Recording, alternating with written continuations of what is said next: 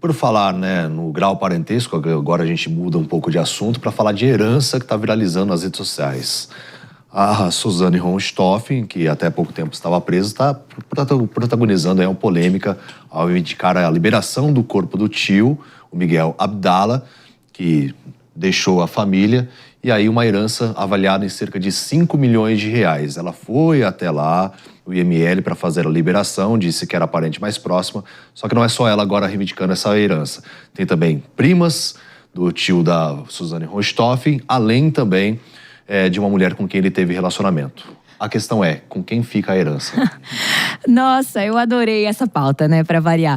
Mas a gente tem que colocar as coisas no seu devido lugar. Quando uma pessoa falece, a sua herança ela é transmitida de acordo com uma regra que fica dentro do Código Civil. E ela segue o que a gente chama de sucessão hereditária.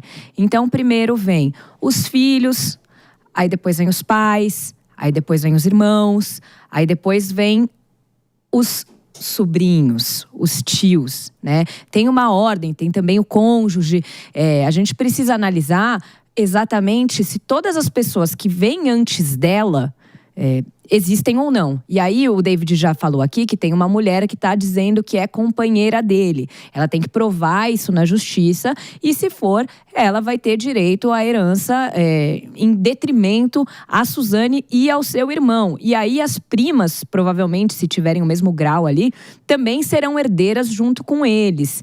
O que eu acho que é importante a gente destacar é que muita gente entende que, como a Suzane matou os pais, né, foi responsável… Por conta de uma herança. Por conta de uma herança, ela não teria direito a esta herança. E isso não acontece no direito brasileiro, tá? Uma coisa não tem a ver com a outra. Se ela não atentou contra a vida do tio, se não há nada que a desmereça, e o termo que a gente usa é que a deserde dessa herança do tio, ela tem pleno direito, obviamente, se respeitar dessa ordem, a receber essa herança. Ana, se tiverem outros sobrinhos, eles também têm direito? Sim, se eles tiverem… Por exemplo, divide os 5 milhões entre os sobrinhos todos. Divide entre todos os sobrinhos que estão na mesma linha sucessória. Mas a dos pais, ela não tem direito. Os pais, ela não teve direito. Os sobrinhos são o irmão da Suzane e ela. Ou seja, são só 2 sobrinhos. Mas não, essas primas da Suzane também não são sobrinhas, filhas de outros irmãos da pessoa que faleceu? Tio, né? Primas do tio. Então a Suzane e o irmão provavelmente vão ser os herdeiros. Caso essa moça que você comentou… Porque o tio é o irmão da mãe da Suzane, segundo o Fernando soprou aqui no meu ouvido.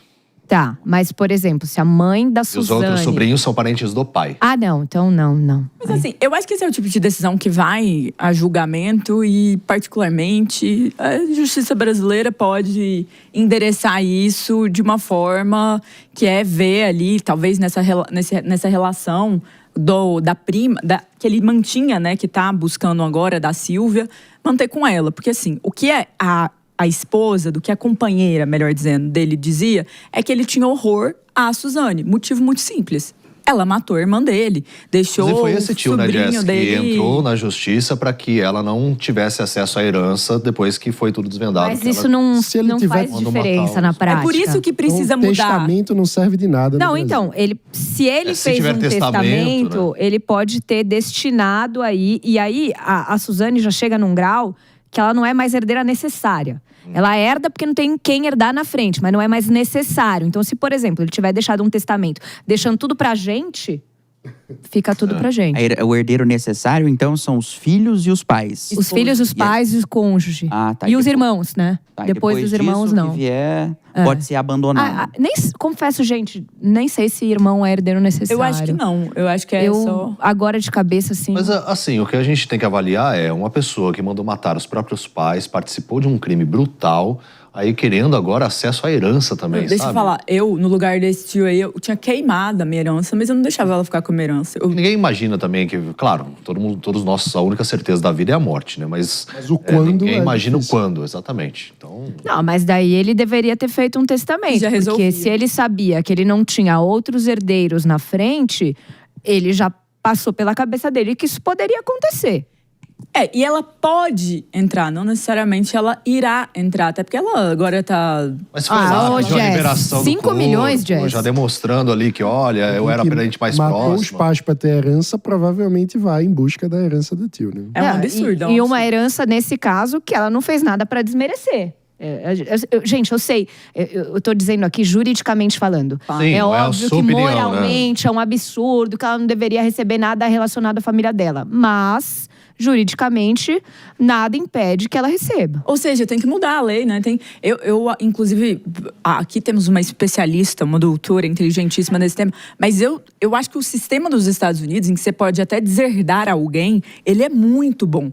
Ele é muito melhor do que um sistema que te obriga, muitas vezes, a passar o seu patrimônio.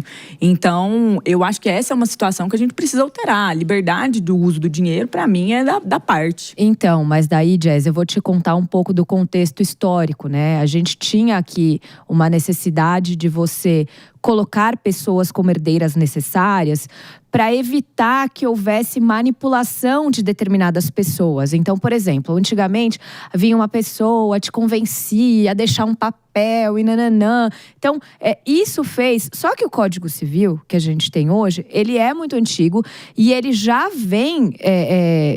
perpetuando regras de 1916. Ou seja, mais de 100 anos que essas regras de sucessão hereditária acabam sendo as mesmas. Está em discussão um projeto de um novo Código Civil em que, por exemplo, o cônjuge e companheiro não será mais herdeiro necessário. Então, vai haver uma maior autonomia da vontade por conta de mudanças sociais. Então, hoje, por exemplo, muita gente tem segundo casamento, terceiro casamento quando já tem filhos. Conhece uma pessoa numa idade já mais avançada. Pô, é certo que essa pessoa fique com metade do patrimônio? Então, tem uma série de discussões que aí a gente poderia fazer um especial morning show sobre a reforma do Código Civil. Ana, se a gente olha casos emblemáticos de testamentos no Brasil, a gente vê que eles não são respeitados. Porque qualquer um entra em querendo impedir o testamento. Questiona, e isso pessoa tinha sanidade mental. E outros fatores também. Se a gente buscar 5 anos aí, casos emblemáticos, a gente vai ver que as pessoas simplesmente contestavam e fazem com que a família toda sofra, né? Porque isso é lamentável. Aí fica também, nós não temos cultura de testamento, começa por aí. E aí quem tem essa ideia fala, mas será que não vão contestar? Será que mesmo assim não vai ficar doloroso? Não vai ser doloroso para todo o resto? Porque aí vira um processo judicial longo, Exato. que passa anos e anos se arrastando na justiça. Gente, no fim do dia, a gente nunca vai conseguir fazer um planejamento que vai ser incontestável. Se a pessoa estiver disposta a brigar, ela vai conseguir brigar. Infelizmente, isso é para tudo, não é só para testamento. Assinei um divórcio. Não gostei, vou lá discutir. O Poder Judiciário, ele garante o seu acesso à justiça. A discussão, ela vai existir. Mas isso é também pela insegurança jurídica, né? Porque como cada juiz é um mundo, você acaba tendo um incentivo para continuar brigando mesmo quando tem um direito ruim, digamos assim, né? Mesmo quando a probabilidade é de derrota da causa, a pessoa insiste porque tem a chance da cabeça do juiz ser diferente da jurisprudência. É por isso que a Aninha, acho que tocou no ponto que é fundamental, que é planejamento.